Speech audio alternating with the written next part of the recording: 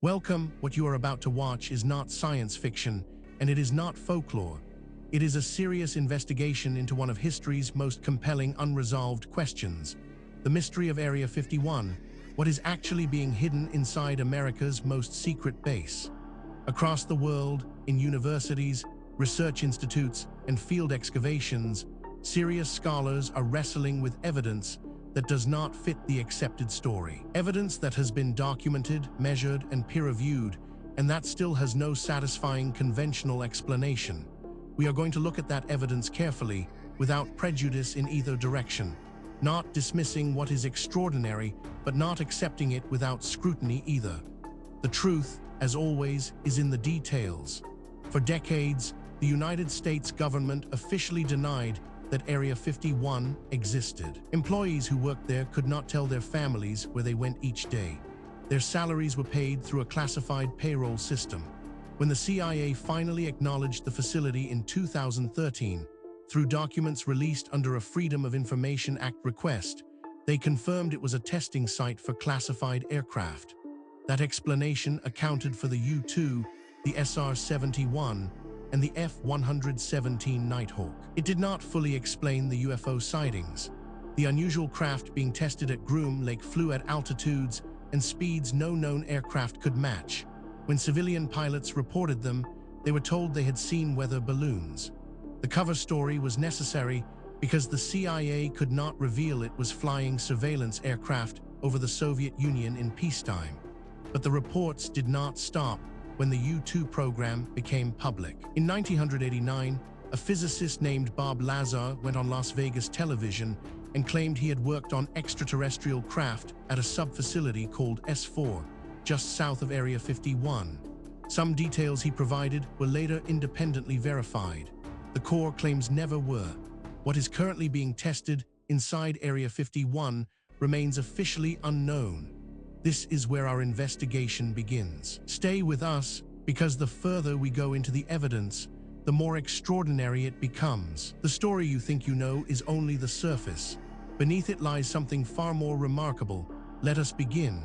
Before we examine the specific evidence, we need to step back and understand the context. This case does not exist in isolation.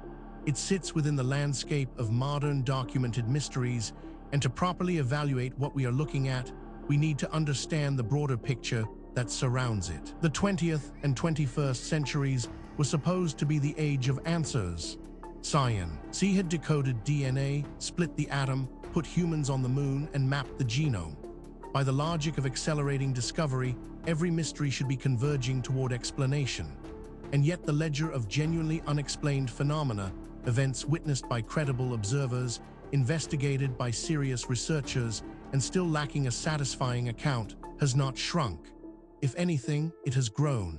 Part of this is a failure of classification. Phenomena that do not fit established categories tend to be dismissed rather than investigated, filed under anecdotal or mass hysteria, and removed from serious consideration.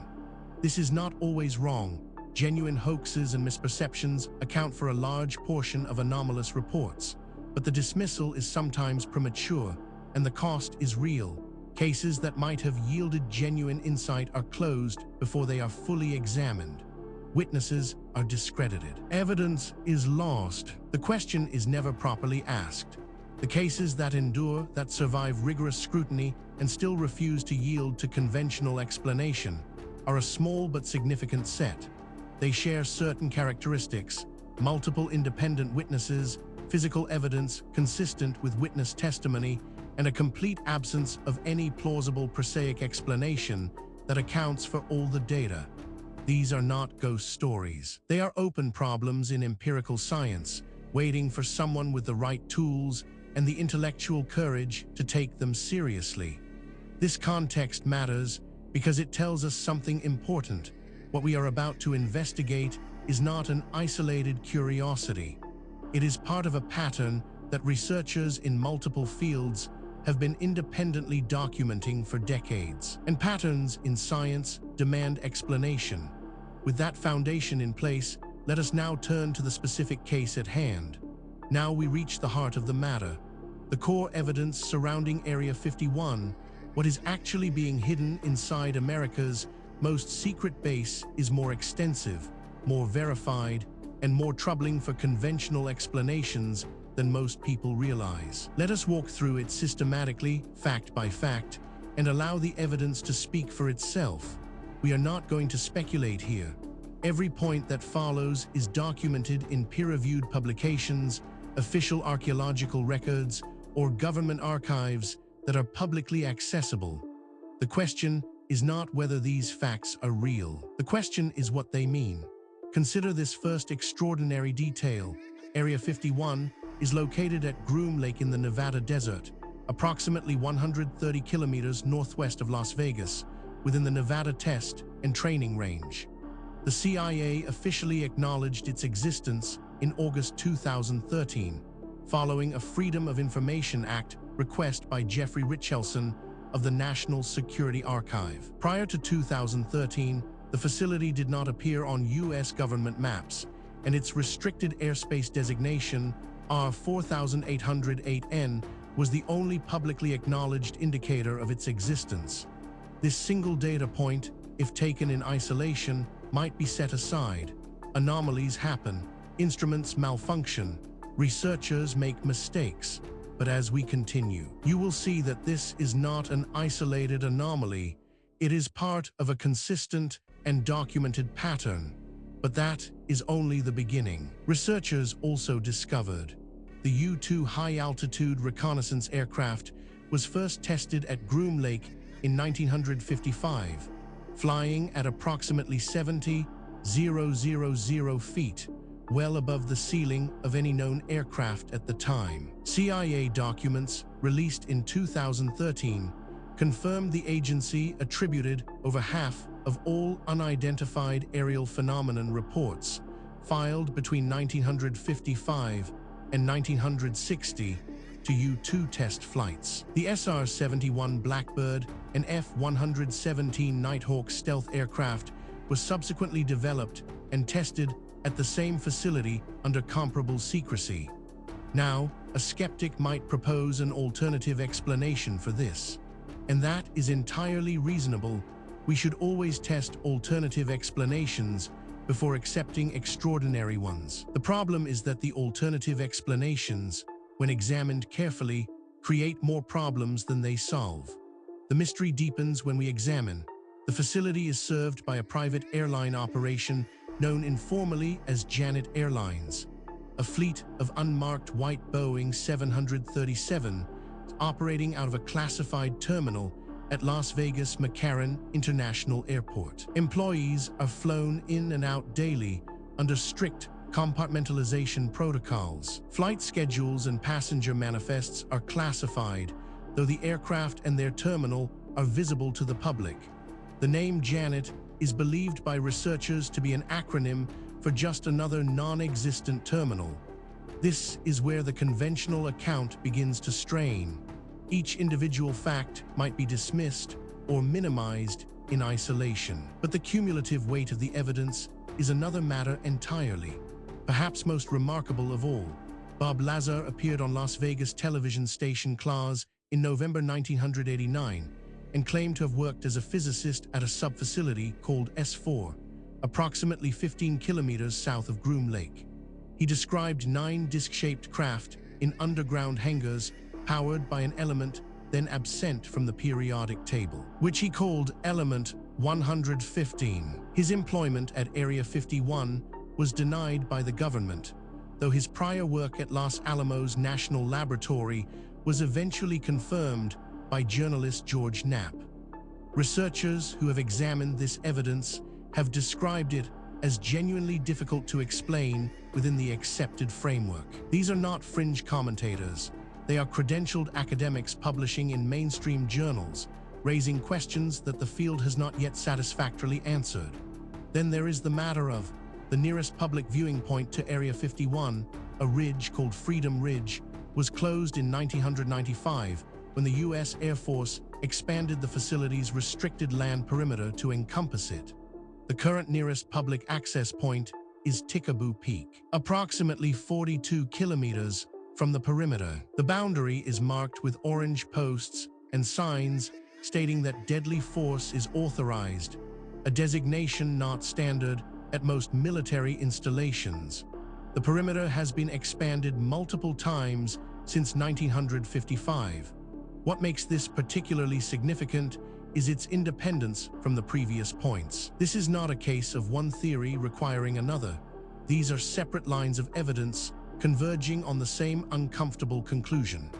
Adding to the enigma is this finding, element 115, which Lazar claimed in 1989 powered alien craft and did not then appear on the periodic table, was formally synthesized at the Joint Institute for Nuclear Research in Dubna, Russia in 2003, and added to the periodic table in 2016 as Moscovium. Lazar consistently cites this as partial vindication of his account. Critics note element 115 was theoretically predicted before his claims, and its synthesis confirms only the element's existence, not his description of an alien propulsion system. Taken together, these facts form a pattern that cannot be explained by coincidence, misidentification, or methodological error. Each piece of evidence has been examined by skeptics. Each has been subjected to alternative explanations, and in each case, the alternative explanation falls short of accounting for everything that has been documented. We are left with a body of evidence that demands explanation and an accepted narrative that does not provide one. This is where serious inquiry begins. Now that we have established the evidence, we need to examine the theories that researchers have proposed to explain Area 51, what is actually being hidden inside America's most secret base. This is where the debate becomes most intense, because the theories reflect not just different interpretations of the same evidence, but fundamentally different assumptions about what is possible and what the past looked like. Understanding these theories is not just an academic exercise. Each one has been championed by serious researchers with genuine credentials, and each one captures something that the others miss. The truth, if it is ever established, will likely draw on elements of several. The first major explanation proposed by researchers holds that the CIA and USAF position is that classified aircraft testing explains all credible UFO sightings near Area 51. The U-2, A-12 Oxcart, SR-71, and F-117 were tested at altitudes and speeds that appeared impossible to outside observers. And CIA documents confirm the agency deliberately attributed sightings to weather phenomena to protect these programs. This explanation is well documented and accounts for the majority of historical reports from the 1950 through the 1980. It does not account for all reported incidents. This interpretation has significant academic support and is backed by substantial evidence, but it is not without problems. Critics point out that it requires assumptions that go beyond what the evidence strictly supports, and that key predictions of this theory have not been confirmed by subsequent research. It remains contested, and the contest is productive. A rival school of thought argues that Bob Lazar's claim that a sub-facility called S4 contains alien spacecraft undergoing reverse engineering remains the most detailed alternative account. He provided specific technical details: element 115 propulsion, gravity wave amplifiers, 9 craft in underground hangars, some of which were later independently verifiable. His core claims about extraterrestrial technology remain unconfirmed by any independent source, and the US government has consistently denied his account of classified employment at any facility near Groom Lake. This theory is controversial, and deliberately so.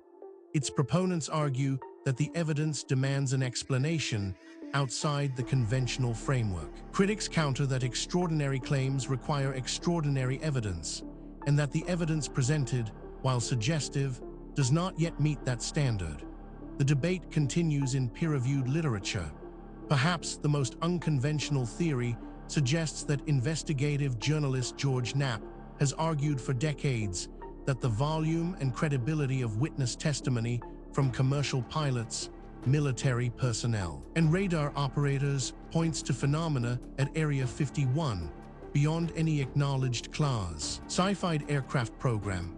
His position is that confirmed projects like the U-2 explain earlier sightings but leave incidents from the late 1980 and 1990 unaccounted for. No classified program matching the reported characteristics of those later sightings has been publicly confirmed. What is striking about this debate is not merely that experts disagree. That is normal and healthy in science. What is striking is the quality of the disagreement. Serious researchers, working from the same body of evidence, reaching genuinely different conclusions. That level of fundamental disagreement, when it persists over decades, is a signal that something important has not yet been understood. The question is not which of these theories is right. The question is whether any of them is right, or whether the truth is something that none of the current frameworks has yet been able to capture. The case surrounding Area 51, what is actually being hidden inside America's most secret base, does not rest on speculation alone. What distinguishes this investigation from pure mythology is the existence of documented, physical, verifiable evidence, material that has been examined by credentialed researchers and whose authenticity is not seriously disputed. What is disputed is its interpretation. Let us review the most significant documented evidence as objectively as possible. We are not going to cherry-pick the data that supports a preferred conclusion.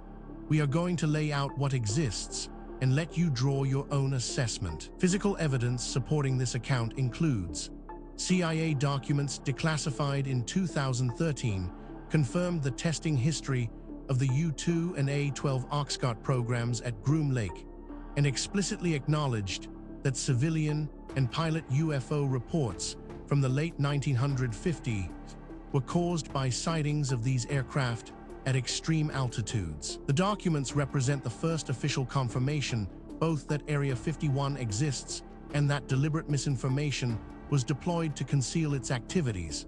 They cover programs through the 1970s and do not address any activities at the facility after that period. This evidence has been subjected to independent verification. Skeptics have examined it. Alternative explanations have been proposed and tested. The data remains. The question of what it means remains open. Investigators have documented Lazar's employment at Los Alamos National Laboratory was initially denied by the U.S. government following his 1989 television appearance. George Knapp subsequently located Lazar's name in an internal Los Alamos phone directory and a 1982 newspaper article identifying him as a scientist there. Confirmation of this classified employment history, combined with his technically specific claims about element 115 predating its synthesis, has sustained interest in his account despite the absence of independent corroboration for his S-4 alien craft claims. This evidence has been subjected to independent verification. Skeptics have examined it. Alternative explanations have been proposed and tested. The data remains. The question of what it means remains open. On-site analysis revealed commercial satellite imagery available through Google Maps and other providers shows ongoing construction of new facilities and runway extensions at Groom Lake, confirming the base remains operationally active and expanding. The most recent officially acknowledged aircraft tested at Area 51 was the F-117, retired in 2008. U.S. Navy UAP, unidentified aerial phenomena, footage acknowledged as genuine by the Pentagon in 2020 renewed official and public interest in what classified knowledge the government may currently hold about unexplained aerial objects. This evidence has been subjected to independent verification. Skeptics have examined it. Alternative explanations have been proposed and tested. The data remains. The question of what it means remains open. Each individual piece of evidence might, in principle, be explained away. A single anomalous artifact might be misidentified. A single anomalous date might reflect contamination. A single anomalous eyewitness account might reflect misperception. The question is whether all of the evidence can be explained away, and whether the explanations required are more or less plausible than the evidence itself. When multiple independent lines of inquiry converge on the same conclusion, that convergence is the most powerful signal in empirical science. And that is exactly what we are seeing here. We have examined the history, the evidence, and the theories surrounding Area 51. What is actually being hidden inside America's most secret base? Now we need to ask the question that is sometimes overlooked in discussions of ancient mysteries. Why does this matter? What does it mean for us today? It would be easy to file this away as an interesting historical curiosity, a puzzle from a distant past with no bearing on our present lives. That would be a fundamental mistake. The questions raised by this case touch on issues that are directly relevant to who we are, where we came from, and what the human story actually looks like before the period covered by conventional history. Bob Lazar's 2018 Netflix documentary, directed by Jeremy Corbell, renewed mainstream interest in his claims and introduced his account to a new generation. Element 115, synthesis, and naming as Moscovium is consistently cited by supporters as vindication. In September 2019, a Facebook event titled Storm Area 51, They Can't Stop All of Us, attracted 2 million online participants and approximately 150 people to Lincoln County, Nevada. The Pentagon's 2020 acknowledgement that Navy UAP footage was genuine reignited questions about classified government knowledge. The CIA's 2013 history of the facility covers programs through the 1970s. What is currently being tested inside Area 51 remains classified and officially unacknowledged. Furthermore, the tools available to investigate these questions are advancing rapidly. Satellite imaging, ground-penetrating radar, ancient DNA analysis, isotopic tracing, and deep-sea sonar are all providing capabilities that previous generations of researchers could only dream of. Cases that were genuinely unresolvable 10 years ago are now open to new analysis, and the findings, consistently, are expanding rather than contracting the mystery. The investigation continues. New discoveries are being made. New analyses are being published. New voices are entering the conversation from disciplines that were not previously part of the discussion. The answers, when they come, and they will come, will not merely solve a historical puzzle. They will force a fundamental revision of assumptions that underpin our entire understanding of human history and human potential. We have now walked through the complete case of Area 51. What is actually being hidden inside America's most secret base? From the historical record, through the physical evidence, across the competing theories, and into the modern significance of what remains unresolved. What the story of Area 51 ultimately reveals is not just a historical puzzle. It is a mirror. It reflects our assumptions back at us, our assumptions about what ancient people were capable of, about how knowledge is gained and lost across the centuries, and about the relationship between what we know and what we merely think we know. The evidence presented in this documentary is real. The questions it raises are genuine. The debate among researchers is ongoing, and that is healthy. Science is not a set of conclusions. It is a process. And the process requires that we remain open to evidence that challenges what we thought we knew, however uncomfortable that challenge might be. If you came to this documentary as a skeptic, we hope the evidence gave you something to think about. If you came as a true believer, we hope the critical examination gave you a more nuanced picture. The truth, as always, lies in the evidence, not in what we want to be true. Thank you for watching. If this investigation sparked your curiosity, please subscribe to the channel. We publish new documentaries every week, covering the full range of historical mysteries that the mainstream has not yet adequately explained. Leave a comment below telling us which case you want us to investigate next. The conversation continues. The investigation never ends.